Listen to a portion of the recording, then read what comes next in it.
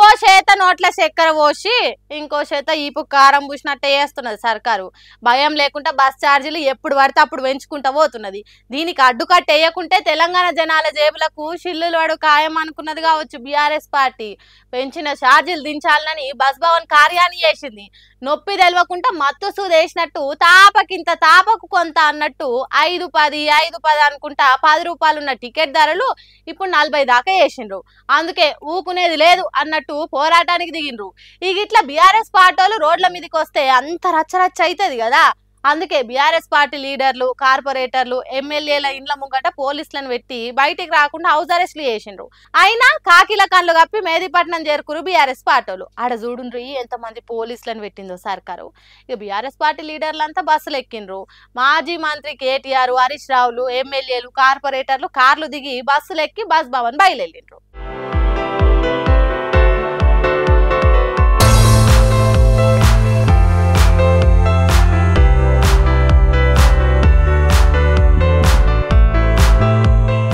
ఇట్లా బస్సుల ప్రయాణం చేసుకుంటా కండక్టర్ను పిలిచి టికెట్ అడిగి తీసుకొని బస్ టికెట్ ధరలు ఎట్లా పెంచిండ్రో, జనాలకు ఏ తిరగా నష్టం జరుగుతున్నదో వివరంగా చెప్పిండు మాజీ మంత్రి హరీష్ రావు సారు.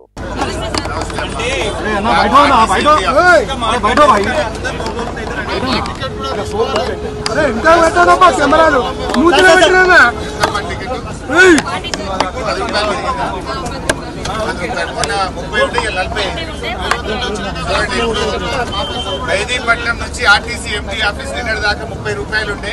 ఇప్పుడే కండక్టర్ అమ్మ టికెట్ ఇచ్చింది. రోజుకు 10 రూపాయలు పోయేటప్పుడు వచ్చేటప్పుడు 10 రూపాయలు, 20 రూపాయలు అంటే నెలకు 600 రూపాయలు ఒక పేద మధ్య తరగతి ప్రజల మీద రేవంత్ రెడ్డి ప్రభుత్వం వేసిన భారం.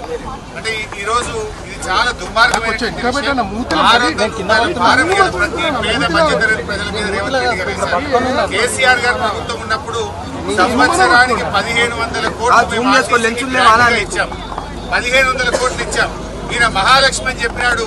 కనీసం మహాలక్ష్మి డబ్బులు కూడా ఇవాళ రేవంత్ రెడ్డి గారు ఆర్టీసీకి ఇవ్వకపోవడం వల్ల పాపం ఈ కండక్టర్లకు, డ్రైవర్లకు రావాల్సిన పీఆర్సీ ఏరియాస్ రావడం లేదు, పీఆర్సీ రావడం లేదు. ఆర్టీసీ ప్రైవేట్ పరం అవుతుంది. ఇప్పుడు ఈ కండక్టర్ పరిస్థితి రేపు ఏమైతుంది? ఎలక్ట్రిక్ బస్ వస్తే ఈమెను ఏ వరంగల్ జిల్లాకు, నల్గొండ జిల్లాకు ట్రాన్స్ఫర్ చేస్తారు. ఈ అమ్మ పిల్లలు ఇక్కడ చదువుతూ ఉంటారు, భర్త ఇక్కడ పనిచేస్తాడు. రేపు ఈ కండక్టర్ పరిస్థితి ఏంటి? హైదరాబాద్ మొత్తం ప్రైవేట్ పరం చేసి ఎలక్ట్రిక్ బస్సులు పెట్టి ఆర్టీసీ బస్సులు లేకుండా చేసి హైదరాబాద్ లో పనిచేస్తున్న 12,000 డ్రైవర్ కండక్టర్లను ఇవాళ నిరాశ్రయులు చేసి హైదరాబాద్ నుంచి పంపే ప్రయత్నం చేస్తున్నావు. ఉప్పల్ డిపో అమ్మకానికి పెట్టినావు. మియాపూర్ లో ఉండే వర్క్ షాప్ అమ్ముకుంటున్నావు. జేబీఎస్ బస్ స్టాండ్ ను హడ్కోలో 1500 కోట్ల కుదబెట్టి బస్ స్టాండ్లను కుదబెట్టి అప్పులు చేస్తున్నావు రేవంత్ రెడ్డి. ఇవాళ ఆర్టీసీని ప్రైవేట్ పరం చేసి కుట్ర చేస్తున్నావు. పేద మధ్యతరగతి ప్రజల మీద భారం పెంచినావు. పెంచిన బస్ ఛార్జీలు వెంటనే దించాలని చెప్పి మేము డిమాండ్ చేస్తున్నాం. ఇంకో బస్సుల ప్రయాణం చేస్తున్న మాజీ ఐటీ మంత్రి కేటీఆర్ మాట్లాడుకుంటా సర్కారు పెంచిన బస్ ఛార్జీల తీరును తప్పు పట్టిండు. మహిళలకు ఫ్రీ బస్సును మేము స్వాగతిస్తున్నాం. కానీ మహిళలకు కూడా ఇవాళ బస్సులో సీట్లు దొరకని పరిస్థితి ఉన్నది. మహిళలకు కూడా ఇవాళ ఇబ్బందులు ఎదురవుతా ఉన్నాయి. బస్సుల సంఖ్య పెంచండి. అట్లాగే ఏసీ బస్సులకు కూడా ఫ్రీ బస్సును అమలు చేయండి. మేము కాదనట్లేదు, మేము స్వాగతిస్తున్నాం. కానీ మహిళకు ఫ్రీ అని చెప్పి పురుషుడికి డబుల్ ఛార్జ్ చేసి పిల్లల బస్ పాస్ల ధరలు పెంచితే మరి కుటుంబం మీద భారం పడుతుందా పడదా ఇది ప్రభుత్వం చెప్పాలా. తర్వాత బస్ భవన్ చేరుకున్న బీఆర్ఎస్ పార్టీలను పోలీసులు అడ్డుకున్నారు. ఎక్కడోళ్ళని అక్కడనే ఆపే ప్రయత్నం చేసిండ్రు. బీఆర్ఎస్ లీడర్ మన్నే క్రిషాంక్ ను చూడుండ్రి ఎట్లా ఎత్తుకొని పోతున్నారు పోలీసులు.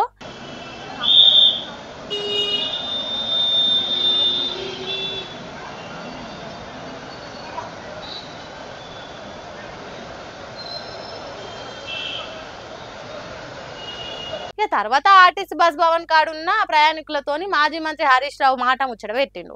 ఆడున్న ప్రయాణికులు ఏం మాట్లాడిండ్రో ఒకసారి మీరైనా ఉండ్రి.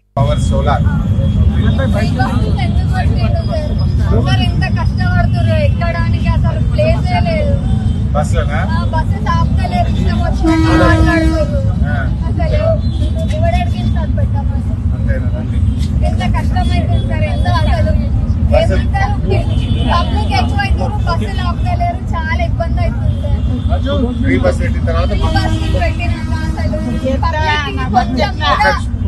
పబ్లిక్ కొంచెం కూడా అసలు రెస్పెక్ట్ అనేది ఇస్తలేరు. ఇష్టం వచ్చినట్టు మాట్లాడుతున్నారు.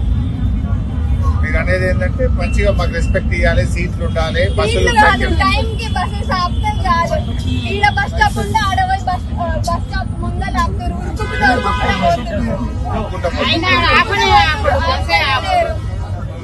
టైం కి బస్సెస్ కూడా లేవు. బస్సులు లేవు. పబ్లిక్ ఎక్కువైంది సార్, బస్సెస్ తక్కువ ఉన్నాయి. పబ్లిక్ ఎక్కువైనప్పుడు బస్సెస్ పెంచాలా లేదా? ఫ్రీ బస్సెస్ పెట్టినాక మళ్ళీ దానికి తగ్గట్టు తీసుకోవాలా లేదా? ఫ్రీ ఉంటే కంపల్సరీ పబ్లిక్ ఎక్కువ అవుతారు, కానీ బస్సెస్ లేకుంటే ఎట్లా?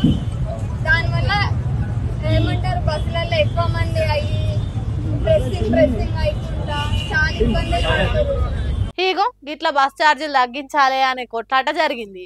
ఇంతేకాదు ముందు ఇంకింత పెద్దగా లొల్లి చేస్తాం, ఛార్జీలు దించకుంటే అన్నట్టు చెప్పిండ్రు బీఆర్ఎస్ పార్టీలు. మరి జూబ్లీ హిల్స్ ఎన్నికలు పట్నంలోనే ఉన్నాయి కాబట్టి పెరిగిన ఛార్జీల మీద పోరాటం చేస్తే పబ్లిక్ వీళ్ళకే సపోర్ట్ చేస్తారని గట్టి పట్టే పట్టిండ్రు బీఆర్ఎస్ పార్టీలు. చూడాలి కాంగ్రెస్ సర్కార్ ఛార్జీలు తగ్గిస్తుందా లేకుంటే ఎట్లయితే అట్లా అని ఉన్నట్టే చేస్తుందా అనేది. అంతర్జాతీయ రాజకీయాలను మించి నడుస్తున్నాయి పాలిటిక్స్ పల్లెలల్లా. ఒకళ్ళని మించి ఇంకొకళ్ళు ఎత్తులేస్తున్నారు. కొంతమంది మొరటోళ్ళు ఎన్నికలలో పోటీ చేసేటోళ్లను భయపెట్టి బర్ల లేకుండా చేసే ఉద్దర ఉపాయాలు వేస్తున్నారు. వాడెవడో గాని దిమాగ్ తక్కువ ఉన్నాడు కావచ్చు, పోటీకి దిగే ఇంకో మనిషి బండిని కింద పడేసి పొట్టు చేసిండు. జగిత్యాల జిల్లా మల్లాపూర్ మండలం గుండంపల్లి అనే ఊర్లే స్థానిక ఎన్నికలలో పోటీకి దిగేతానికి రెడీగా ఉన్న ఓ క్యాండిడేట్ బండిని కింద పడేసి కట్టెలతోని రాడ్లతోని కొట్టి పొట్టు ఎట్లా చేసిండ్రు. అంతేకాదు ట్యాంక్ కవర్లు ఉన్న బండి కాగితాలు తీసి నువ్వు కనుక ఎన్నికలలో పోటీకి దిగితే నీ బండికి పట్టిన గతే నీకు కూడా పడుతుందని రాసిండ్రు.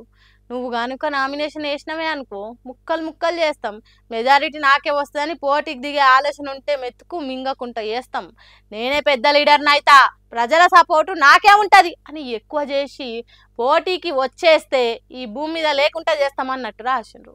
చూడుండ్రు ఎట్లున్నదో ఊర్ల పొంటి రాజకీయము. మంచితనము, నీతి, న్యాయం, ఊరుకు సేవ చేస్తామని చెప్పుకొని గెలుచుడు కాదు, పోటీకి నిలబడేటోన్ని చంపుతాం, పొడుస్తాం, నరుకుతాం అని బెదిరించి ఎన్నికలలో గెలవాలని చూస్తున్నారు. గసంటోళ్ళు వాళ్ళు అనుకున్నట్టే కుర్చీ ఎక్కితే జనాన్ని ఊరును ఏ తిరిగా బాగు చేస్తారో అర్థమవుతున్నది కదా. కాబట్టి గసంతి బద్మాష్ గాళ్ళకు ఓటేయకుండా షిత్తు ఓడించుండ్రి. పోలీస్ సార్లు ఈ బండి నాగం చేసిన వాళ్ళు ఎవరు, ఆ వార్నింగ్లు ఇచ్చింది ఎవరో జర దొరకబట్టి పోలీస్ మర్యాదలు చేయండి సార్లు అని అడుగుతున్నారు ఈ ముచ్చట తెలిసిన గుండంపల్లి జనాలు.